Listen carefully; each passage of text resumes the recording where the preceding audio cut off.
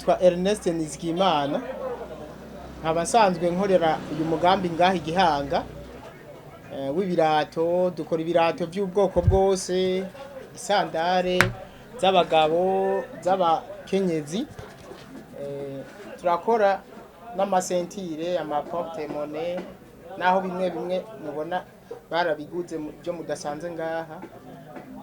Rimwe turacishamo tugakora n'amakuvertire y'amamoto. Jewe mu ntango ni kuvuga ntararonka financement ya PAEEJ, nari nsanzwe nkora ibirato, mugabo nakora ibintu nyene nari mfise umutahe muto, niho nari ngiheza amashure, ntangura kwiyungunganya kuko iby'ubuzi bwa leta sinari nabisize mu mutwe. Mvuga ati reka je nitunganiriza umugambi ubwanje nyene ntangure gukora. Rero natanguje umutahe muto kuko sinari bwaronka umutahe, nakorera ahantu hasi, nakorera mu gakioske gatoyi, abantu ntibari bwamenye, nta mashini nari mfise. Niko kugirirwa ubuntu n'Imana tuhahura n'umugambi PAEEJ irandonsa financement.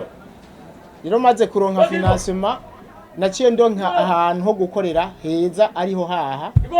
Naciye ndonka ino nyubako mubona, inyubako niyo naciye ndonka muri iyo financement. Ndagura amamashine, nta mamashine nari mfise, nta bakozi nari mfise, ndashiramwe abakozi, ndashiramwe abakozi, nashizemwe abakozi batatu. Ubu gushika ino saha ndakora amasandare, murabona ndakora ibirato byinshi. Abantu benshi baramaze kumenya, kandi muri kano karere ibi birato barabikunda cyane. Karere k'imbo k'Igihanga barakunda isandare gose n'ibirato byo hasi. Rero muri make byarampaye akarusho, byaranzamuye uburyo nakora. Ku munsi twashobora gukora nk'ibirato 20 cyangwa 15.